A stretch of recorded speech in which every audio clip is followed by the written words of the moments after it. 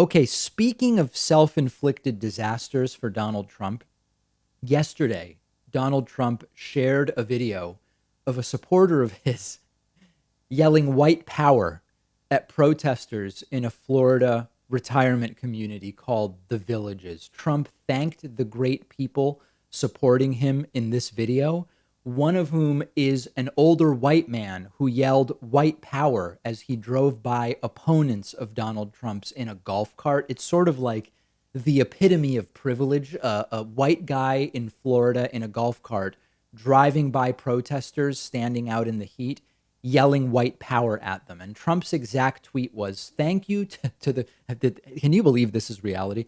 Thank you to the great people of the villages. The radical left do nothing Democrats will fall in the fall.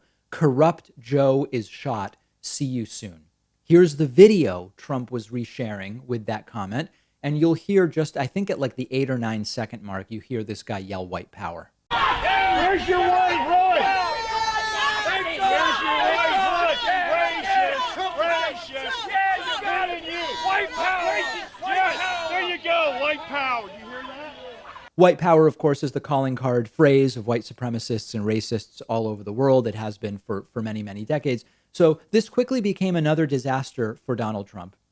He ultimately had to delete the video from his Twitter timeline. And the White House's explanation is Trump didn't hear anyone say white power in the video. Now, when you look at the video, the white power thing is 8 seconds in. Trump didn't see or hear anybody say white power.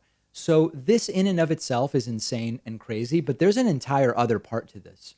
Over the weekend, news reports were published in the New York Times that Russia was reportedly paying people to kill U.S. and coalition forces, soldiers, members of the military in Afghanistan, and offering bounties, offering cash rewards.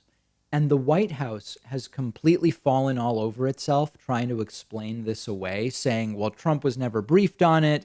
The National Security Council had it, but they didn't go to Trump because it didn't seem credible or whatever. First of all, if that's true, if it is true, why didn't Trump get briefed? In the sense that even if these are such serious allegations that even if they are untrue, if it got to the National Security Council, Trump should have been briefed on it. We're going to deal with that more later. But there have started to be claims made that Trump tweeted a white power video to distract from the Russian bounties scandal. And I have to tell you, I don't buy it. I don't believe Trump's base cares about the white power video, and I don't believe Trump's base cares about the Russian bounties video. I think this is just Trump being Trump. It just happens that both of these things happened at about the same time. Trump's base either doesn't care or doesn't believe that Trump is even racist. It's not going to help Trump. It's not going to help remove Trump to point out that he's racist. I don't think that that is really why Trump would do this. And Trump's approval rating is sliding, but it's sliding because of the coronavirus fiasco, the economic fiasco, Trump's reaction to saying, hey, let's respond to police brutality protests by saying, send in the military and use even more force. His racist dog whistles have been around a long time. They didn't hurt him in 2016. I think that this is just Trump being Trump. I don't believe it's, oh my God, this Russian bounty story is terrible. Let me tweet a guy saying white power to make the news talk about that. I don't see it that way. Let me know if you disagree. I'm on Twitter at @Pakman. I look forward to hearing from you there.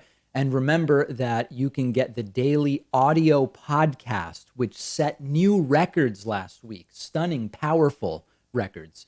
You can get the audio podcast on any platform you prefer: iTunes, Stitcher, iHeartRadio, Spotify, Pandora, all of them. It's available on all of them, and we'll be right back after this.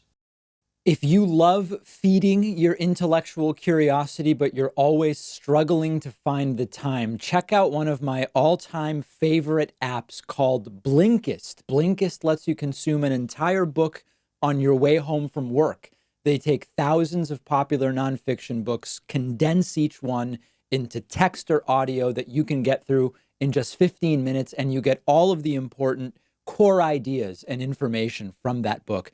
It's perfect if you don't have enough time to do all the reading you want to do, or if you just want to sample a book before you buy the entire thing. I recently read A Brief History of Time, of course, by the great Stephen Hawking. This is a book that I have been aware of for so long, and other things got in the way, and it was fantastic to check it out on Blinkist. Blinkist has books on politics, philosophy, science. They have 27 different nonfiction categories, and a subscription is only about $8 a month, and you get the entire library. But you can try it totally free and get 25% off a subscription when you go to Blinkist.com/Pakman. I've put the link right underneath this video.